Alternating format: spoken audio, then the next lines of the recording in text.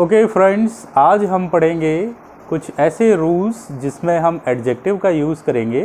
तो कैसे हम इफ़ेक्टिव तरीके से एडजेक्टिव्स का यूज़ सेंटेंस में करते हैं, इस पर मैं बहुत सारे वीडियोस बना चुका हूँ। एक और वीडियो इसी सीरीज़ में है आगे।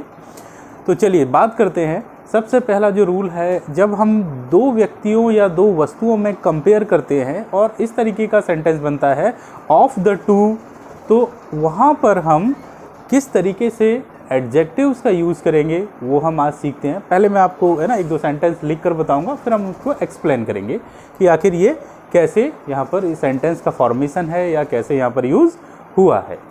चलिए तो स्टार्ट करते हैं। यहाँ पर सबसे पहला सेंटेंस है number 1, she is the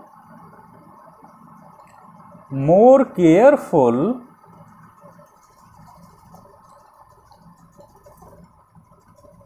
of the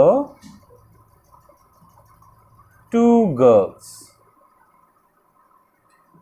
Second one is, he is the better of the two players. चलिए देखें, डिस्कस करते हैं। यहाँ पर there are two sentences. First one is she is the more careful of the two girls. First वाले की अगर हम बात करें तो यहाँ पर आप देखोगे सेंटेंस का जो फॉर्मेशन है एक्चुअल में वो क्या होता है, सी जो है यहाँ पर क्या है, सब्जेक्ट है, subject plus verb, helping verb यहाँ पर है, plus the plus comparative degree plus of plus the plus two plus plural noun. Okay, तो अब आप देख सकते हैं ये जो पैटर्न है, subject verb the comparative degree more careful of the two and plural noun. तो ये जो सेंटेंस पैटर्न है इसका जो मतलब है और ये कैसे बना, she is the more careful of the two girls. यहाँ पर कोई एक लड़की है जो क्या है, ज़्यादा केयरफुल है ऑफ द टू गर्ल्स। वहाँ पर दो जो लड़कियाँ हैं उनके बीच में कंपैरिजन है, बात हो रही है। तो जब हम दो की बात करते हैं, ऑफ द टू गर्ल्स मतलब दो लड़कियों में से कोई एक लड़की है, उनके दोनों के बीच में क्या हो रहा है, कंपैरिजन हो रहा है। एक ये लड़की एक दूसरी लड़की, दोनों के बीच में जो कंपैरिजन है, तो हम इस सेंटेंस यानी कि इस पैटर्न को फॉलो करते हुए सेंटेंस बनाते हैं। She is the more careful of the two girls. वह जो है वो दोनों लड़कियों में से ज़्यादा केयरफुल है। आपको यहाँ पर ये याद रखना है, बेसिकली जब हम कंपेरेटिव डिग्री का यूज़ करते हैं, कंपैरिजन करते हैं, तो हम क्या करते हैं, शी जो सिंपल सेंटेंस है, she is more careful than that girl, या जो भी दूसरे जगह कंपैरिजन हो रहा है।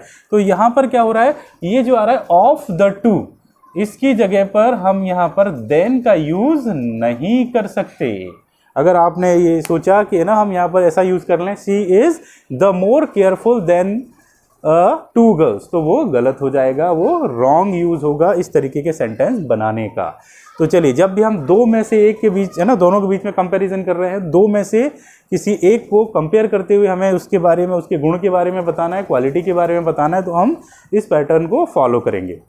He is the better of the two players, मतलब ये हुआ कि ही मतलब यहाँ पर कोई बॉय है या कोई लड़का है, he is the better, the better.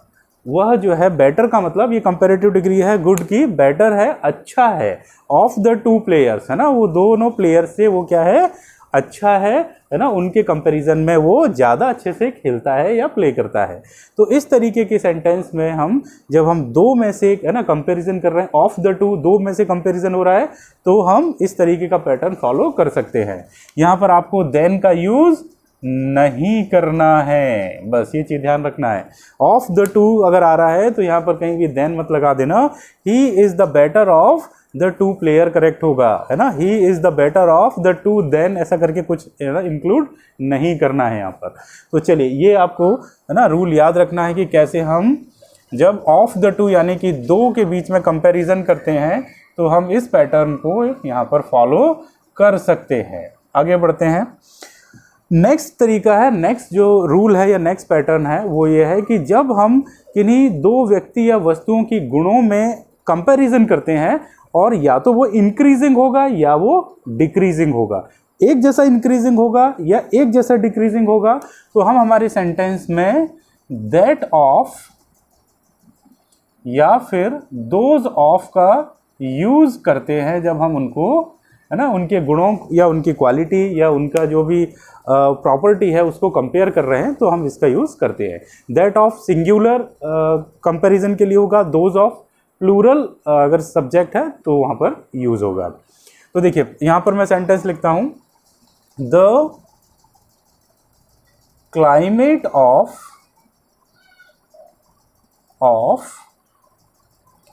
Mumbai is better than that of Delhi, है ना। सपोज कि एक सेंटेंस है, यहाँ पर क्लाइमेट की बात कर रहे हैं, है ना। हमने एक सेंटेंस बनाया जिसमें किसके बीच में कंपैरिजन हो रहा है, क्लाइमेट के बीच में कंपैरिजन हो रहा है। एक चीज ध्यान रखना, the climate of Mumbai is better than that of Delhi. इसका मतलब है the climate of Mumbai, Mumbai का जो क्लाइमेट है वो क्या है, बेटर है देन दैट ऑफ दिल्ली। ये जो दैट ऑफ है ये आपको क्या बताता है, ये किसके बारे में बता रहा है, ये जो फर्स्ट में यूज हुआ है द क्लाइमेट उसके बारे में बता रहा है ना।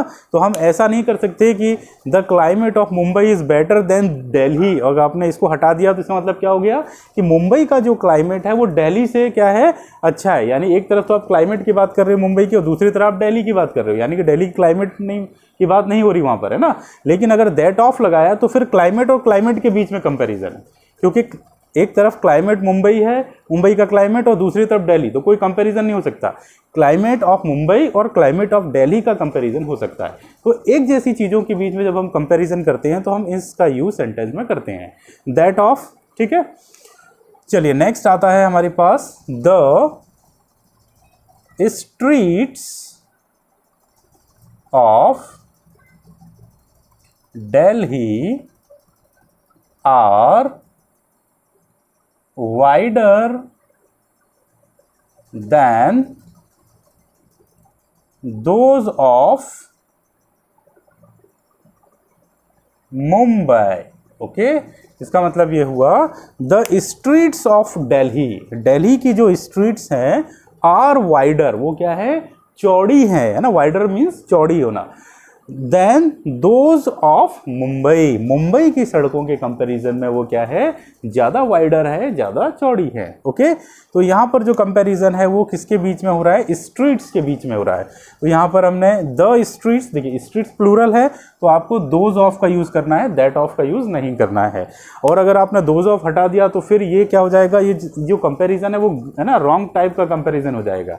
ऐसा हम नहीं कर सकते। हम जब भी कंपेयर करेंगे तो एक जैसी चीज़ों के बारे में करेंगे, जैसे स्ट्रीट्स ऑफ दिल्ली, यहाँ पर कंपैरिजन दिल्ली की स्ट्रीट और मुंबई की स्ट्रीट्स के बीच में करना है, तो आपको दैट ऑफ या फिर दोज ऑफ का यूज़ करना पड़ेगा इसके आगे। ठीक है, फिर वही अगर मैं कहूँ कि दोज ऑफ हटा दो तो फिर क्या हो जाएगा, the streets of Delhi are wider than Mumbai. इसका मतलब दिल्ली की जो सड़कें हैं वो मुंबई से चौड़ी, यानी ऐसा तो कंपैरिजन हो नहीं सकता। This is a wrong kind of comparison. आपको उनके जो स्ट्रीट्स है दिल्ली की, है ना, जो सड़कें हैं और मुंबई की सड़कों के बीच में कंपैरिजन हो सकता है। तो एक जैसी चीज़ों के कंपेयर करते समय हम दैट ऑफ या दोज ऑफ का यूज़ करते हैं। चलिए, तो इस तरीके से आपको, है ना, इनका यूज़ सेंटेंस में करना है। केयरफुली आपको ये एडजेक्टिव्स किस तरीके से हम यूज़ करते हैं वो आपको सेंटेंस में सीखना है। ओके, अब हम आगे बढ़ते हैं। नेक्स्ट है हमारे पास कि ये हमें नहीं करना है। क्या नहीं करना है, वेरी प्लस कंपैरेटिव डिग्री का यूज़ एक साथ नहीं करते हम। जैसे, है ना, एक सेंटेंस में यहाँ पर लिखता हूँ, number 1, the sentence is she is very younger than her husband. Okay, तो ये सेंटेंस जो है सही है या गलत देखते हैं हम यहाँ पर। Hindi is very more difficult than English. Okay, चलिए कंपेयर करते हैं, देखते हैं क्या ये सही है। She is very younger than her husband. यहाँ पर आप देखोगे वेरी भी आया है और यंगर भी आया है। यंगर यहाँ पर कंपैरेटिव डिग्री है, तो यहाँ पर आप ये नहीं यूज़ कर सकते, ये सेंटेंस गलत है। फिर यहाँ पर है ना, पहले मतलब भी देख लें। She is very younger than her husband, यहाँ पर बात हो रही है किसी लेडी की, वो अपने हस्बैंड से ज़्यादा यंगर है, तो उसके आगे आपने वेरी अगर लगा दिया तो ये गलत हो गया।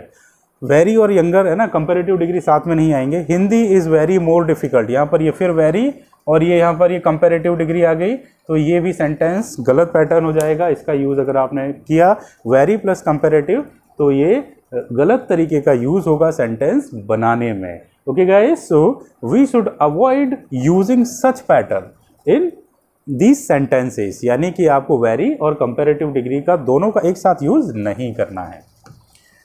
ओके, आगे बढ़ते हैं अब हम नेक्स्ट और देखते हैं कैसे यूज़ करना है। तो कुछ ऐसे वर्ड्स होते हैं जो है ना कंपैरेटिव के साथ यूज़ किए जा सकते हैं, जैसे कि मैं यहाँ पर लिखता हूँ मच, फार, है ना, फिर आता है एनी, नो, रेदर, लिटिल,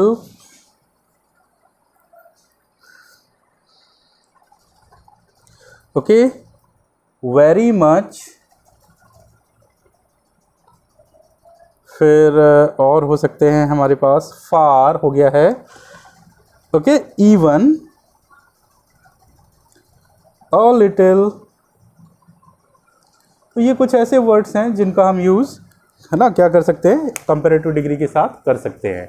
जैसे जो sentence much, far, any, no, rather, little, very much, even, a little, ये जो है कंपैरेटिव डिग्री के आगे आ सकते हैं, ये सेंटेंस में यूज़ हो सकते हैं। तो देखें इसके सेंटेंस बनाते हैं हम, कैसे इनका यूज़ करना है।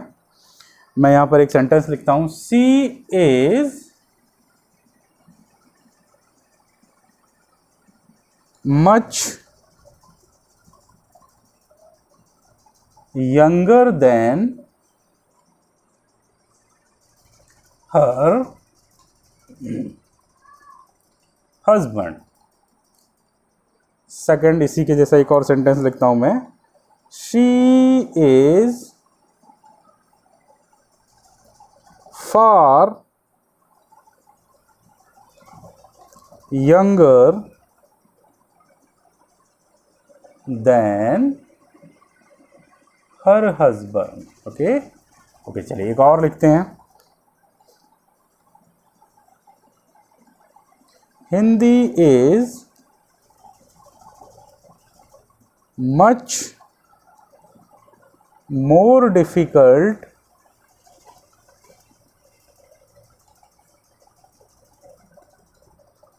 देन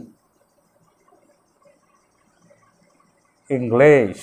ओके, तो चलिए देखें यहाँ पर sentence, she is much younger than her husband. इसका मतलब ये हुआ कि वह अपने हस्बैंड से ज़्यादा यंगर है ना, ज़्यादा वो जवान है, ऐसा इसको हम बोल सकते हैं। तो यहाँ पर इससे पहले हमने वेरी का यूज़ किया था, वो गलत था, लेकिन अगर हम मच का यूज़ करते हैं तो वो ज़्यादा अच्छा है, ज़्यादा बेटर है ना, ये हम कर सकते हैं। She is far younger than her husband, इसका मतलब भी वही है कि वह अपने हस्बैंड से है ना बहुत ज़्यादा यंग लगती है या यंगर है। ठीक, ये भी करेक्ट है। यहाँ पर अगर हम फार का यूज़ करते हैं तो ये कंपैरेटिव डिग्री के साथ आ सकता है, यहाँ पर ये मच कंपैरेटिव डिग्री के साथ आ सकता है। Hindi is much more difficult, देखिए यहाँ पर ये जो मच है ये आपका मोर डिफ़िकल्ट, ये मोर डिफ़िकल्ट कंपैरेटिव डिग्री है, इसके साथ हम इसका यूज़ कर सकते हैं, ये सही है। Hindi is much more difficult than English, Hindi जो है वो इंग्लिश की कंपैरिजन में, इंग्लिश की तुलना में क्या है, ज़्यादा डिफ़िकल्ट है, यहाँ पर ये सेंटेंस ऐसा कहता है। ओके, तो अब आपको ये चीज़ समझ में आ गई होगी कि ये कुछ सेंटेंस ऐसे हैं जिनमें ये वर्ड्स जो है कंपैरेटिव डिग्री के साथ इजीली यूज़ किए जा सकते हैं। कुछ ऐसे वर्ड्स हैं जैसे वेरी, उनका यूज़ आपको ये कंपैरेटिव डिग्री के साथ नहीं करना है ना, ये ग्रामेटिकली रॉन्ग हो जाते हैं। आगे बढ़ें तो अब हम देखते हैं कि जब सुपरलेटिव डिग्री का हम यूज़ करेंगे तो सुपरलेटिव डिग्री में कुछ ऐसे वर्ड्स हैं जिनका यूज़ हम उसको एम्फेसाइज करने के लिए या सुपरलेटिव डिग्री पर जोर डालने के लिए हम उनका यूज़ सेंटेंस में कर सकते हैं। तो कौन कौन से ऐसे वर्ड्स हैं, देखिए मैं यहाँ पर लिख देता हूँ। कुछ ऐसे वर्ड्स हैं जैसे मच, बाय फार, फिर आगे बढ़ते हैं very much, sorry by far, quite, almost, nearly, easily,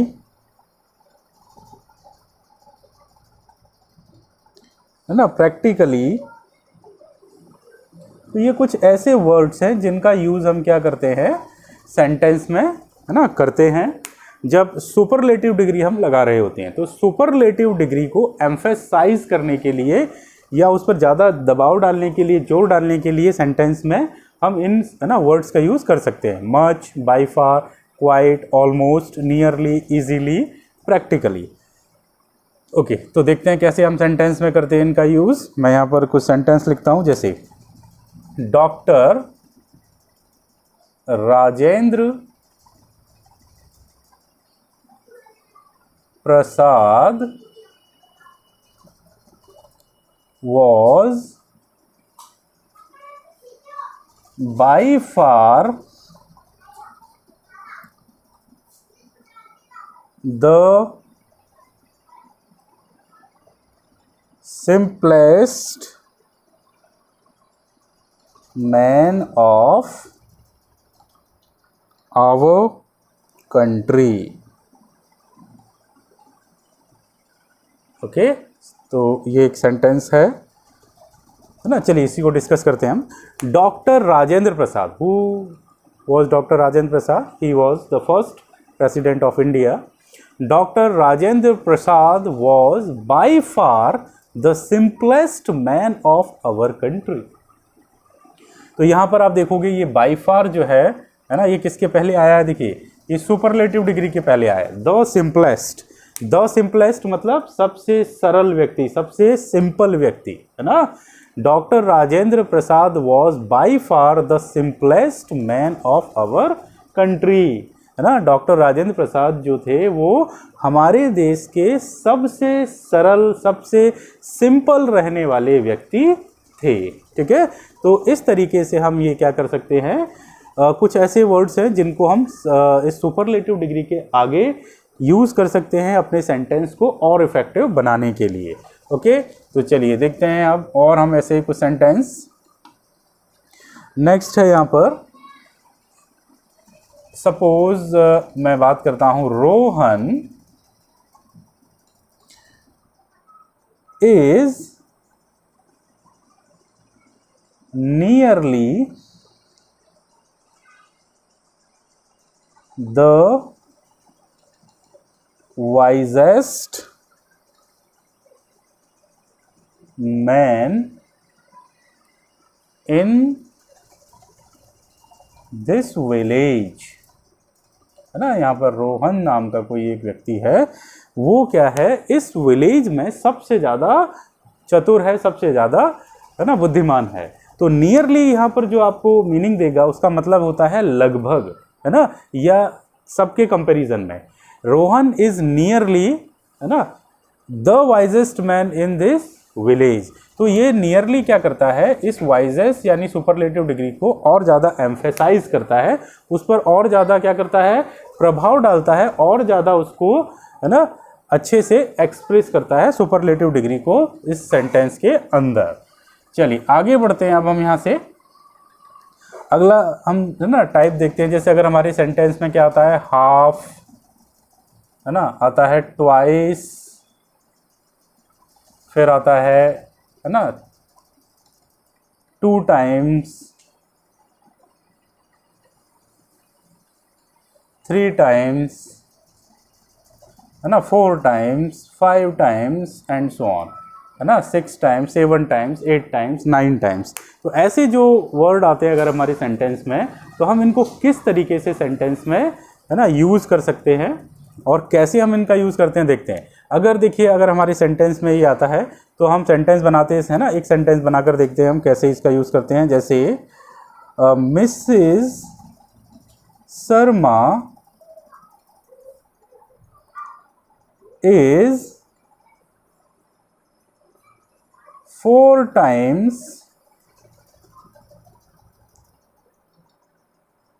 as wise as her mother-in-law, है ना। यहाँ पर ये एक सेंटेंस मैंने यूज़ किया है।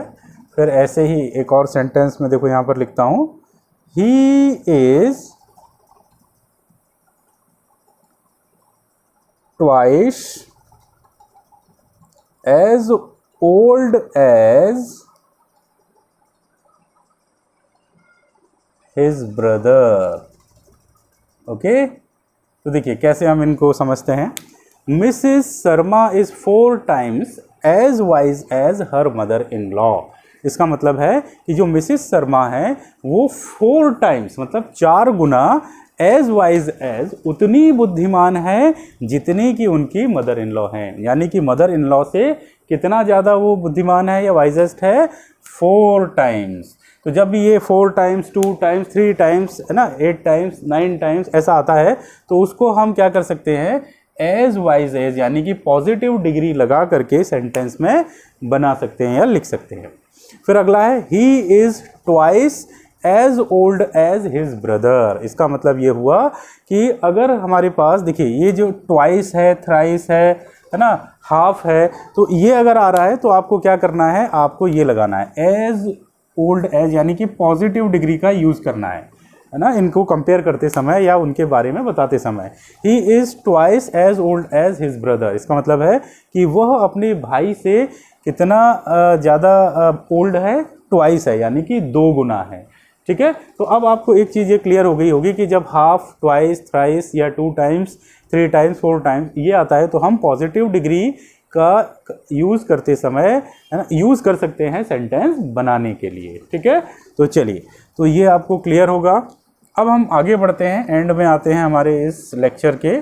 अगर हमारे पास, है ना, जैसा मैंने अभी आपको ये बताया, अगर हमारे पास क्या है, एक सेंटेंस है जैसे 4 times, 3 times, है ना, 5 times, 6 times, 7 times, 8 times अगर सेंटेंस में यूज़ हो रहा है तो हम क्या कंपैरेटिव डिग्री का यूज़ कर सकते हैं। तो देखिए मैं एक सेंटेंस यहाँ पर लिखता हूँ, he can run faster than I. Okay, एक सेंटेंस मैंने लिखा है यहाँ पर।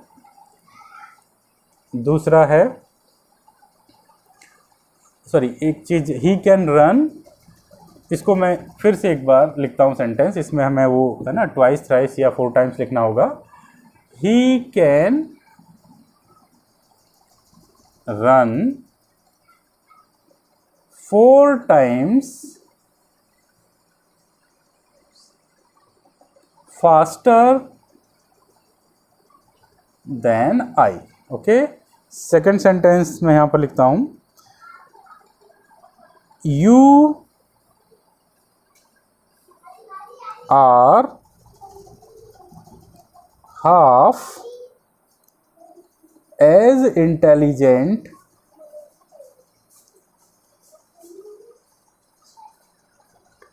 एज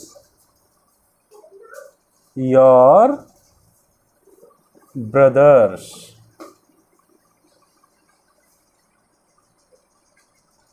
ओके, चलिए देखें यहाँ पर ये जो सेंटेंस है दोनों में क्या डिफरेंस है वो हमें समझना है।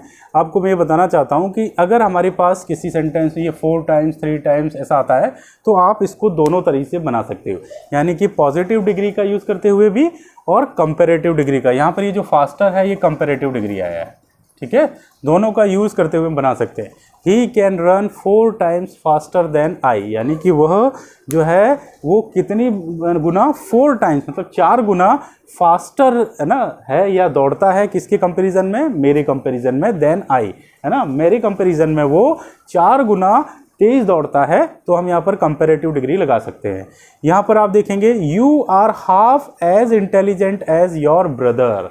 आपको मैं ये बता दूं कि जैसे ये हाफ है ना, या मैं कहूँ कि ट्वाइस है, या मैं कहूँ थ्राइस है, तो ये जो होते हैं ट्वाइस, थ्राइस, हाफ, ये अगर सेंटेंस में आ रहे हैं तो आप कंपैरेटिव डिग्री का जो एडजेक्टिव है वो नहीं लगा सकते, उसका यूज़ नहीं कर सकते। उसके लिए आपको यही करना पड़ेगा पॉजिटिव डिग्री का, एज इंटेलिजेंट एज। जैसे देखिए यहाँ पर पॉजिटिव डिग्री है, यहाँ पर you are half as intelligent as your brother, है ना। तो इसका मतलब ये हुआ कि तुम अपने भाई की तुलना, है ना, तुम उतने इंटेलिजेंट हो, हाफ इंटेलिजेंट हो, है ना, अपने भाई के, है ना, तुलना में। तो इस तरीके से हम इनको यूज़ करेंगे। अब आपको याद रखना है, जैसे हाफ, ट्वाइस, थ्राइस ये आएगा तो आपको पॉजिटिव डिग्री का यूज़ करते हुए, कंपेयर करते हुए सेंटेंस बनाना है। और अगर हम, है ना, ये 4 टाइम्स, 3 टाइम्स ये आएगा तो हम दोनों तरीके से बना सकते हैं, पॉजिटिव डिग्री का भी यूज़ कर सकते हैं और कंपेरेटिव का भी यूज़ कर सकते हैं। चलिए, तो अब आपको, है ना, ये चीज़ क्लियर हो गई होगी। ये जो गलतियां हैं जो जनरली आप पहले कभी करते होंगे वो अब नहीं करोगे। आई होप, है ना, आपको समझ में आया होगा। चलिए, आज की क्लास यहीं एंड करते हैं। Thank you so much.